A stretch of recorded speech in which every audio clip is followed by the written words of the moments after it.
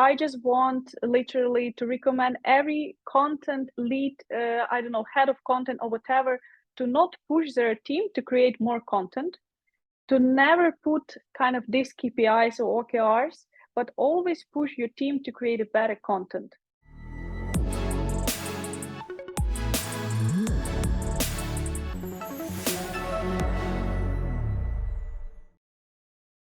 Before we jump into today's episode, I'd like to give a quick shout out to the sponsor for this episode, Ahrefs. Ahrefs provides you with an all-in-one SEO toolset that does everything from rank tracking to backlink analysis, keyword research, and technical audits. The best part, you can now use Ahrefs Webmaster Tools for free to identify and prioritize optimization opportunities for your website, see all the keywords that your web pages are ranking for, take a close look at the websites that link back to and refer you in their content, and analyze other websites to find out what drives their rankings. Visit ahrefs.com/AWT and sign up for free. And now, back to today's episode. Hello, everyone, and welcome to another episode of the SaaS SEO Show. I'm your host, George Cassiodis, and today I'm very happy and excited to be joined by Romana Hoekstra. I hope I got it right. Romana is a content marketing lead at LeadFeeder, a B2B visitor identification software that tracks and identifies companies that visit your website. Currently, she's leading the remote-first content marketing team and crafts high-performing content marketing strategies with a focus on organic growth, SEO, high-quality content production, and distribution. We are connected for a while on LinkedIn, and I'm very excited for this conversation. Romana, welcome to the show.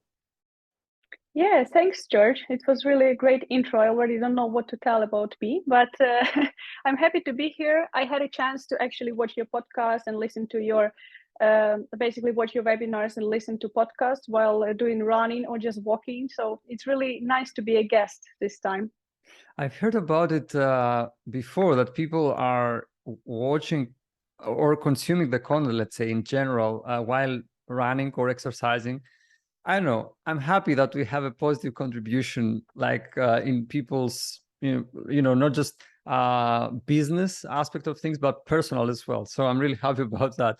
In any case, we would like to hear some things from you, especially regarding your journey and what has brought you to where you are today. Okay. So like in general, honestly, my entire life was always connected and related to content. So like when I was maybe 12, I decided that I want to be a journalist.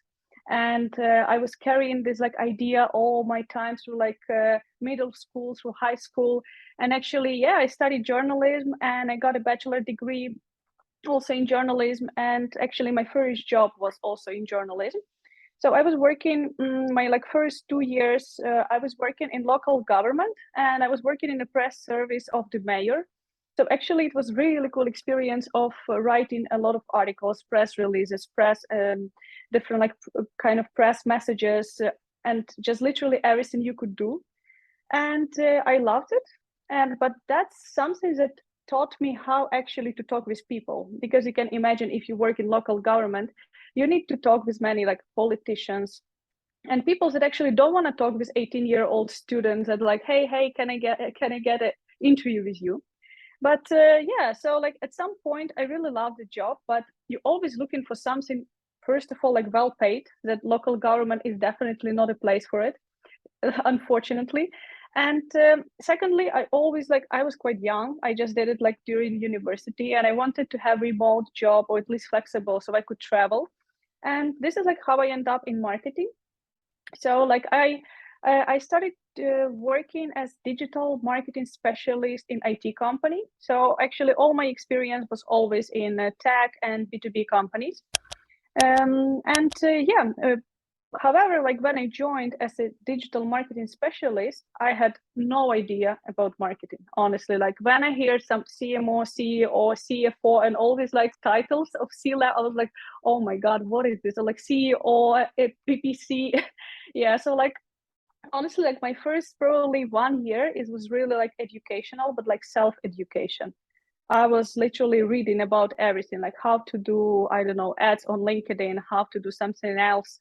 Like I was doing a lot of basic digital marketing activities. such as like setting up different digital campaigns, I don't know, sending newsletters. And of course, also I was managing blog.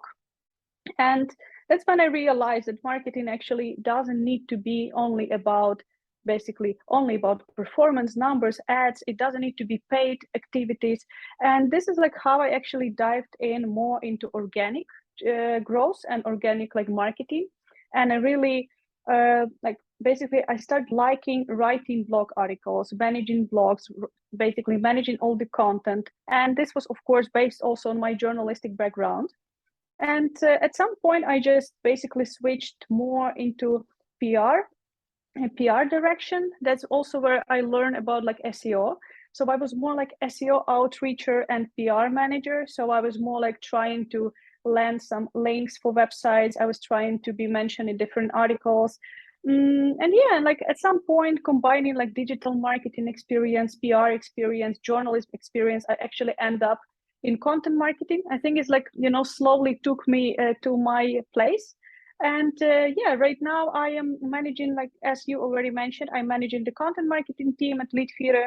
And I think like content marketing is definitely a place I want to be. So right now it's already probably like 2 years when I'm not thinking about like changing my direction. I feel like, yeah, okay, this is the place where I can settle and where I can develop myself as an expert and as like thought leader.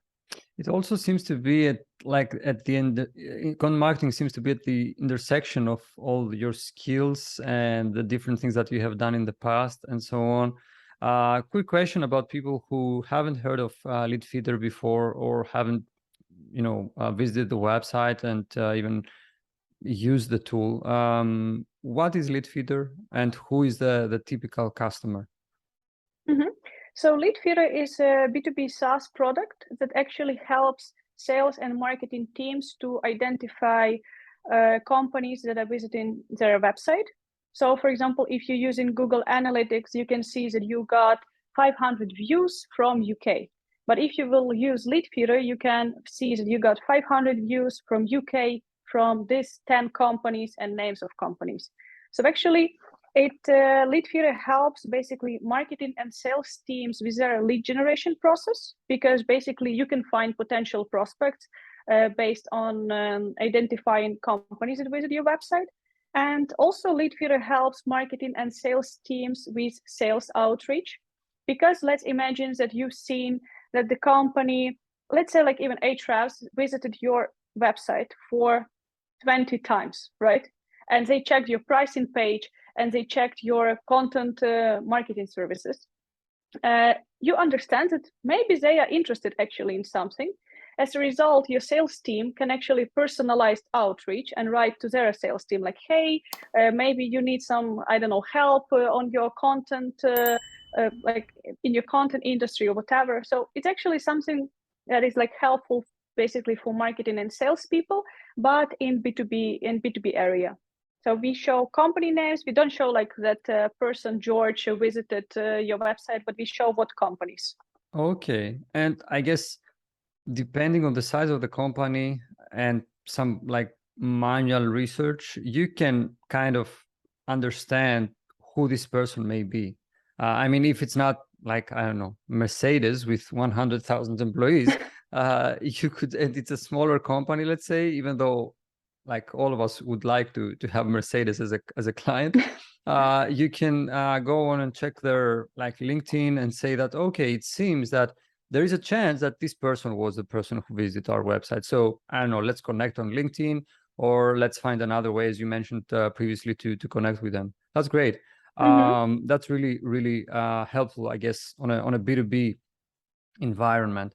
So you're leading the content marketing efforts at LeadFeeder. And my first question, which is kind of basic, how do you define content strategy at LeadFeeder? Mm-hmm. So in general, I joined LeadFeeder only like 6 months ago. And I will be honest, for me, I'm still figuring out a lot of moments and a lot of stuff that is happening in our like content strategy. But in general, what do? We always kind of divide our strategy in like 3 types. So we have like yearly strategy, quarterly strategy, and like a monthly strategy. So like on a yearly basis, we always define, for example, what topic clusters we want to develop, what pages we want to develop, what link building targets do we have, what topics we want to write about. So this is like high level goals during like our 1 year planning. And every quarter we have more like detailed planning. So we create already like detailed content plan, for example, with all the content briefs, with all the article topics, with experts we want to use for our articles. We create content distribution strategy for 3 months. We know what we will do in the coming 3 months and what articles, what content we will like basically distribute. And of course, like during 3 months, we also choose, for example, let's say 10 main pages we want to build links to, and we work with link building agencies that helps us on this. And of course, afterwards, we have like basically monthly content strategy. It's already everything that we do in quarter, but in more detail. So for example, content briefs needs to be written, assigned to writer, edited, published. Content distribution documents needs also to be done, and everything needs to be, for example, scheduled across multiple channels like LinkedIn, Twitter. So that's how we do it. I've noticed by taking a look at your website, and obviously I know LeadFeeder and I've been following the company and the company's blog for a while now. I've noticed that, and I know that your content strategy is a big, or to put it differently, a big part of your content strategy is content that's created for a search audience. And my question would be, obviously, to create content that's created, to create content for a search audience, you need to identify what these people may be looking for in Google search. And then this brings me to my question, which is, how do you approach keyword research, identifying what these people may be looking for online in Google search, and selecting these keywords, like prioritizing them and say that, you know what, this quarter we have to go with these keywords because of, you know, XYZ reasons? Mm-hmm.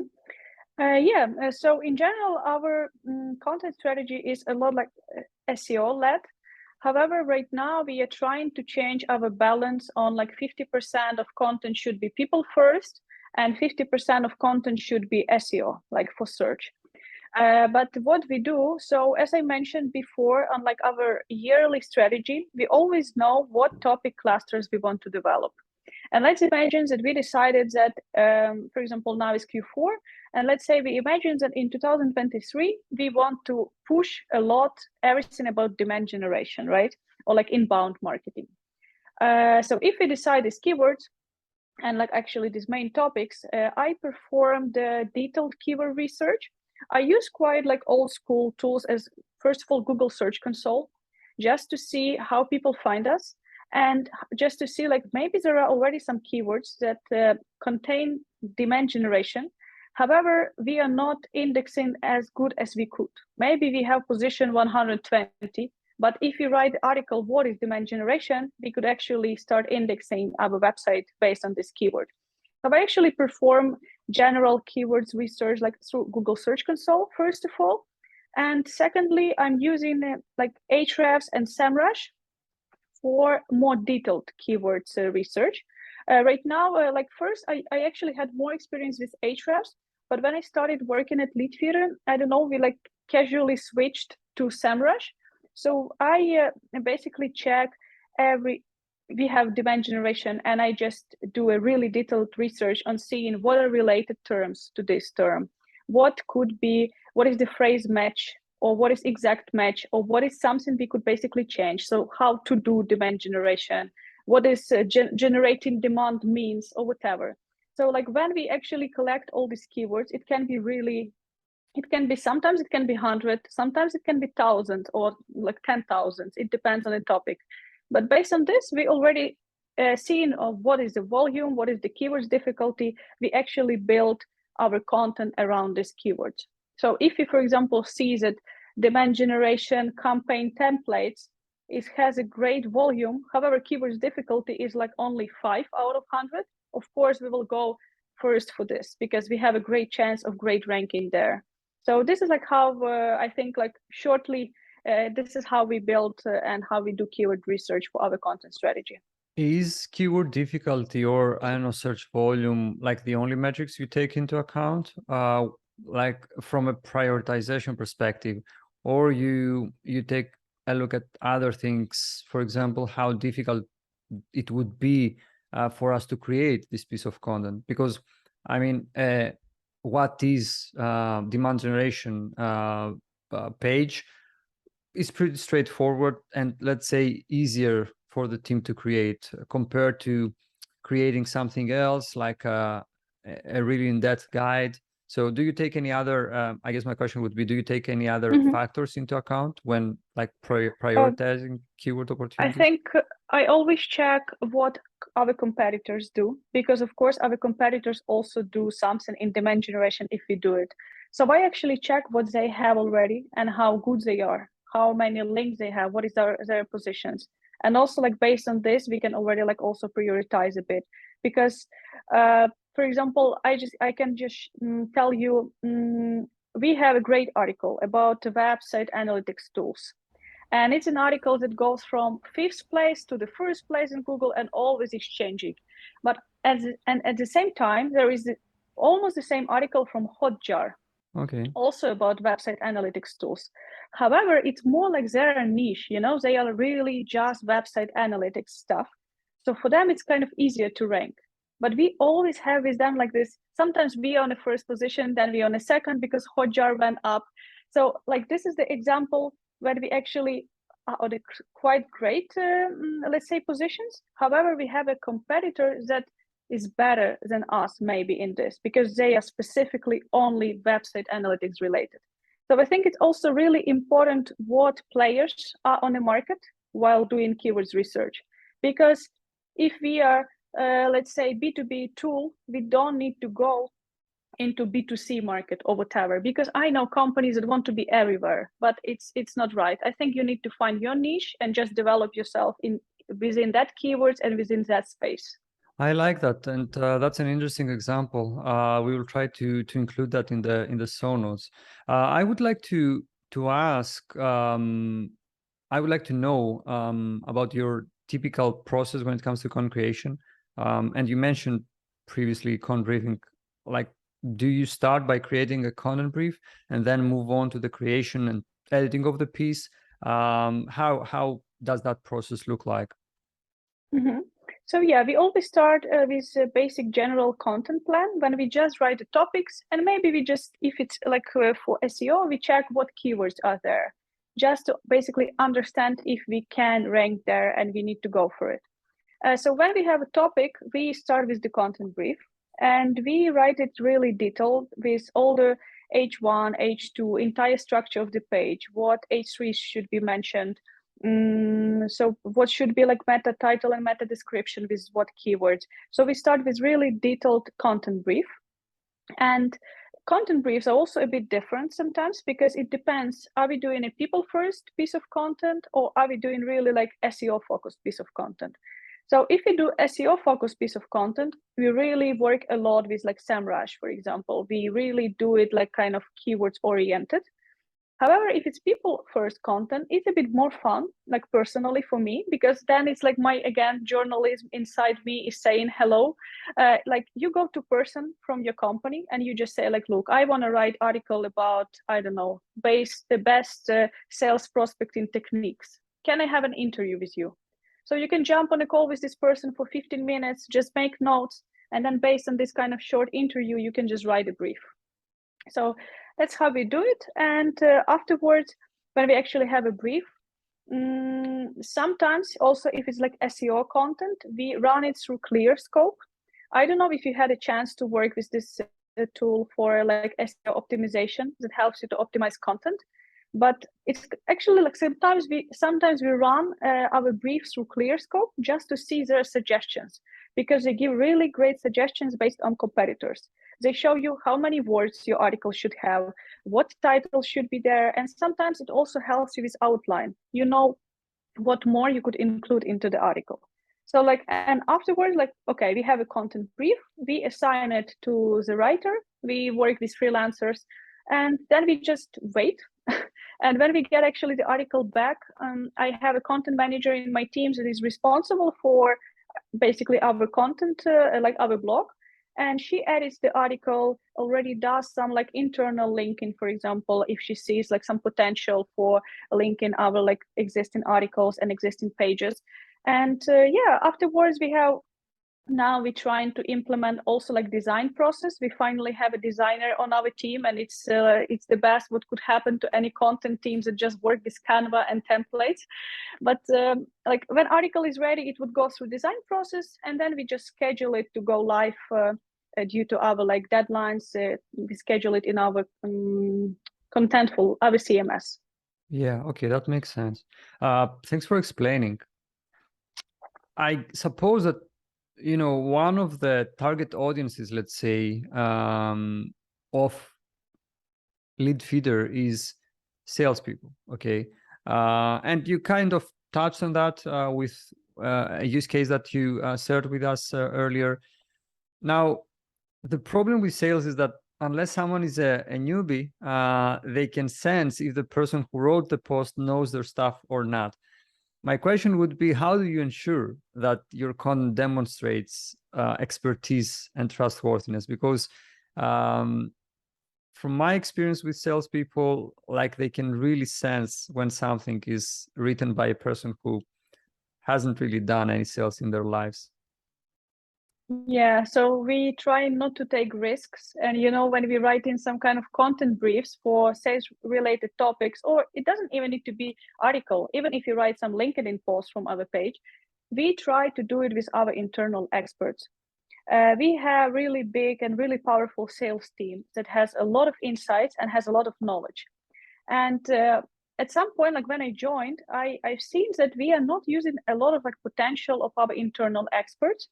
So right now, I kind of like made this like little change to our team, is that every team member, like including me, we have a monthly calls with someone from sales team. For example, I have monthly calls with 3 people, another my team member has with 3 people different, and another team member has with 3 different people. As a result, per month, we can actually chat with 9 people, and we know our content plan. And for example, if I know that I have a call with someone from, let's say, partner team, I can always say him like, hey, look, we are writing an article about B2B partner program. Can you please help me with insights? Or if I know that I have a call, for example, tomorrow with head of sales in US, I write to him and like, hey, look, there will be this brief. I want to chat with you on a call. Can you please help me with insights? And yeah, we just make a, like, again, short interview, something like a podcast, but we just do short, take tips from them. We basically write a brief with them. And afterwards, when article is ready, many times we like to review it also with someone from sales. So that like they will check and they will not say that like, oh no, it's messy, it doesn't make sense. So like really this sales content is quite tricky. And also there's a lot of sales content, like every day is like thousands of, probably millions of articles are written. So we're trying to have basically some real expertise and like real quotes from experts, and we want them to share their real experience. So like internal like interviews, a process around that and a system around that to retrieve insights and data from salespeople, and also peer review when a piece of content has reached the level of, I don't know, final draft or first draft, so that, you know, someone from the sales team lets you know that this is okay, it can go live. Yeah, okay, that's yeah, exactly. That's very interesting. Please, yes. Also also like for these people, it's nice because we will mention them as the author of the article.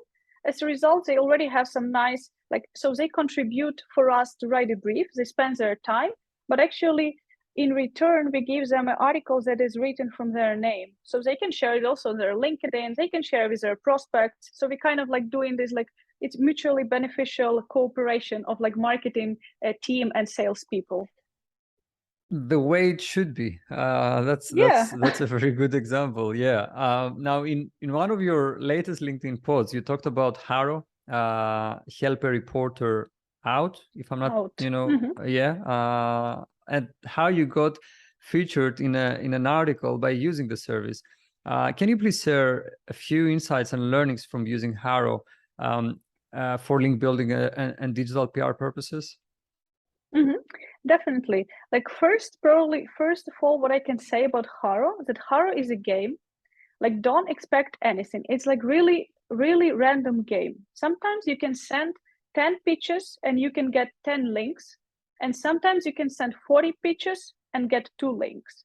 Like I had both cases. So I was like, one time I was deeply disappointed in HARO, and one time I was really happy.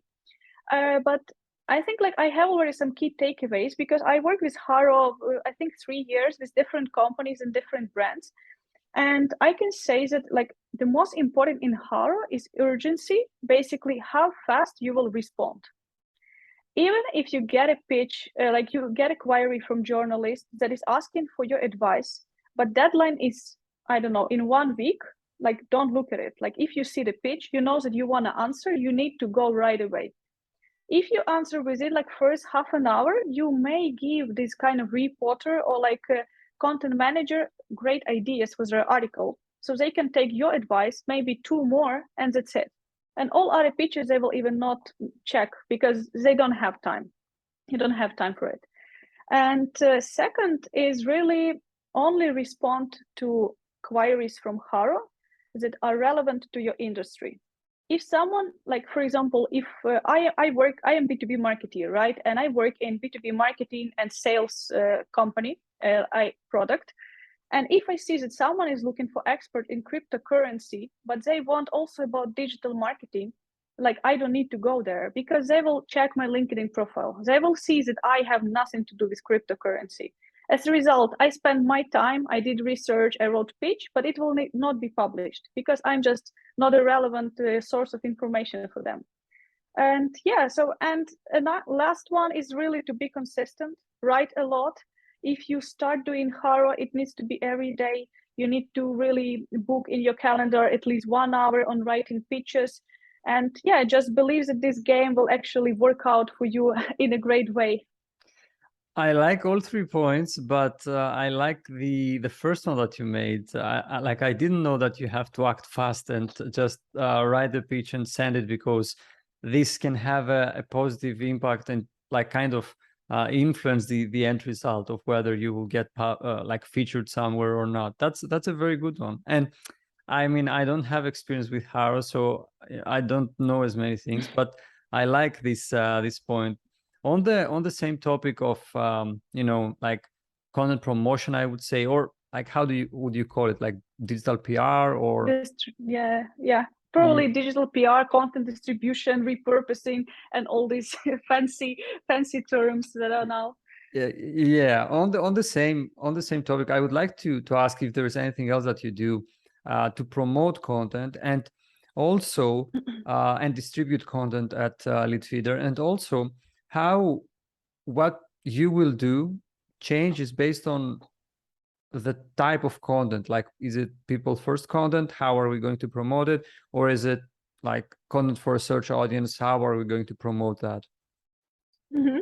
So in general, if we're talking about content distribution, it's always about people first content. Literally, if you distribute content, for example, for LinkedIn, like you distribute it for people. You don't distribute it for Google algorithms or LinkedIn algorithms. Because like LinkedIn algorithms, how do they work? If people like it, it will show to more people, you will get more reactions and stuff. So like if it will not be people first content, you will not get results. So like in general, content distribution, I probably can also say we have like 2 directions. So one is basically like traditional content distribution. So what we do, we create a plan for months. We choose, for example, 4 articles that needs to be distributed. And every article will be distributed around 10 times. So will be actually repurposed into 10 different content types. Let's say we have an article, and from one article we will get 2 LinkedIn posts for a LeadFeeder page and 2 different formats. One may be like some post carousel that people can click and just scroll and through different nice images. Another one can be just long post, no visuals, nothing. Then we could, for example, publish video. Right now we're trying to boost our video marketing efforts. So we're trying to ask authors of our articles, for example, blog posts, to record intro. to tell like, hey, I just wrote this article, please see the key takeaways in the article in the comments below. So that's, for example, how we distribute.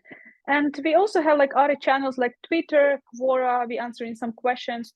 So I cannot say it's something like super special. It's basically we just distribute our content, redo it in different content types and publish it on socials, like in different channels.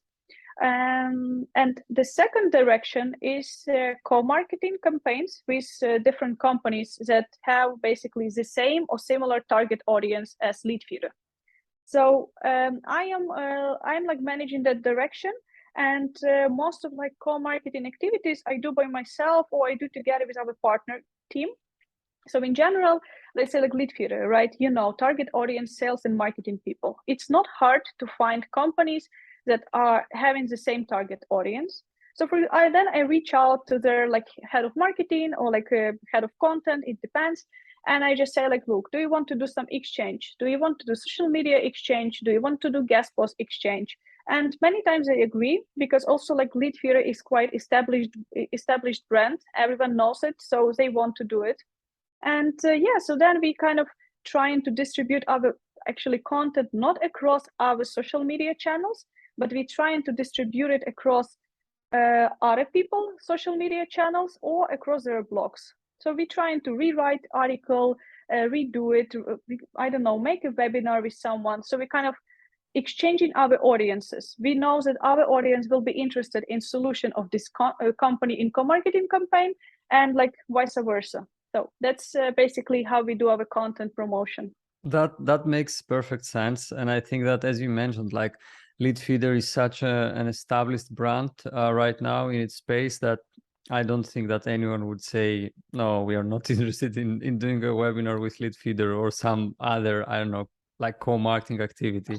I would like to shift gears a bit and discuss something that we haven't discussed so far, which is your team, your content team. And speaking of the content team, can you please let us know how you break down your team, and in your experience, what are the elements of a successful and effective content marketing team? Okay, so like in general, I can already give a short preview and build some suspense. Like maybe not everyone knows, but LeadFeeder is merging with another company, with EchoBot. As a result, at some point, we will create a new brand. So we are merging two companies that will become one company, and it will not be LeadFeeder, probably it will not be EchoBot, it will be something new. As a result, our teams will also merge, and I know that my content marketing team in the coming months will also change a lot. It will become for sure in few times bigger. But for now, what I can say, like our team is quite small. I'm a content marketing lead, and I have two content marketing managers in my team. That's it. We're basically a team of 3 people. One, like how we divided our responsibilities. So in general, one content marketing manager is responsible for the content creation. So it's writing briefs, doing keyword research together with me, editing, because she's also like a native speaker. So it's always nice to have native speaker on a team when we're talking about content creation. So she is responsible for creating content for our blog, plus managing our freelance writers. And from other side, we have a content marketing manager that is actually responsible for distribution. So if one is fully creating, another one is taking what another content marketing manager created, and she is distributing that content already across like multiple channels. And actually, this other content marketing manager, it's more like a creative, let's say creative creator, if you can say it like that. But she does like webinars, she tries to repurpose some videos, she works with our designer, or like she creates some new templates. So like in general, this is how we have our team right now. I think like we need more people, honestly. And right now we don't hiring anyone because we know we will have a lot of changes. So we kind of like doing what we can with 3 of us. And like then from of course I forgot to mention my responsibilities. It always happens, but like, and my responsibilities then of course like manage 2 directions, but also like I'm managing more the SEO part. So I'm working with link building agency and all the like co-marketing campaigns, also like some like optimization experiments and stuff, it's more like on my side. Yeah, that's how like our team at LeadFeeder is built. Thanks for explaining. One question I have that I didn't, like just follow up to that. Do you do any content in other languages or not yet? Luckily, no, not yet. Yeah, not Luckily, yet. only English. Yeah, okay. Yeah, because it's a completely different game to do content for in other languages as well. Anyway, we are running sort of, on time, and I have a couple more questions before we go. Let's say a content marketing lead is or someone who is in general, regardless of their title, they are leading a content team and they are listening to this episode. My question is, what advice would you give to that person? Mm-hmm. I think I would give advice that quantity is not a key in content marketing. And I just want literally to recommend every content lead, I don't know, head of content or whatever, to not push their team to create more content, to never put kind of these KPIs or OKRs, but always push your team to create a better content. So like if you see that your content is not in the levels that you want, maybe you just need to decrease a bit amount of content and actually focus on the quality. So basically only when you achieve the quality you want to see, then you can create you can actually increase the quantity. But yeah, like quality is definitely something that you always need to remember if you are running the content team. That's a very important point, and one that we also recommend when companies come to us, either existing clients or new companies, and want to scale things up. As I see it, you scale things up only when you have an established system process that works. So, okay, these things work. We can say that it works with, I don't know, 10 pieces per month. Now we feel comfortable taking it to 20, for example, because we have seen it work with 10. So that's a very important point. Romana, thank you very much. That was all very, very insightful. The last question I have for you would be, where can people find out more about you and get in touch if they'd like to? So in general, you can all follow me on LinkedIn. It's Romana Hoekstra, as George mentioned, and he got it right. And yeah, so like I'm trying to share some tips and like share some examples from our LeadFeeder content strategy on my LinkedIn. So feel free to reach out about co-marketing opportunities. I'm already doing some PR here, and yeah, you can really just reach out to me on LinkedIn. I will be happy to hear from you. That's great. Romana, thank you very, very much for finding the time to do this, knowing how busy you are. Really appreciate it. And who knows, maybe we'll have you again next year after the merger and discuss even, different for sure and even more interesting things. Thank you very much. Yeah, thanks a lot. And yeah, see you soon. Before you go, I'd like to give a quick shout out to the sponsor for this episode, Ahrefs. Ahrefs provides you with an all-in-one SEO toolset that does everything from rank tracking to backlink analysis, keyword research, and technical audits. The best part, you can now use Ahrefs Webmaster Tools for free to identify and prioritize optimization opportunities for your website, see all the keywords that your web pages are ranking for, take a close look at the websites that link back to and refer you in their content, and analyze other websites to find out what drives their rankings. Visit ahrefs.com/AWT and sign up for free.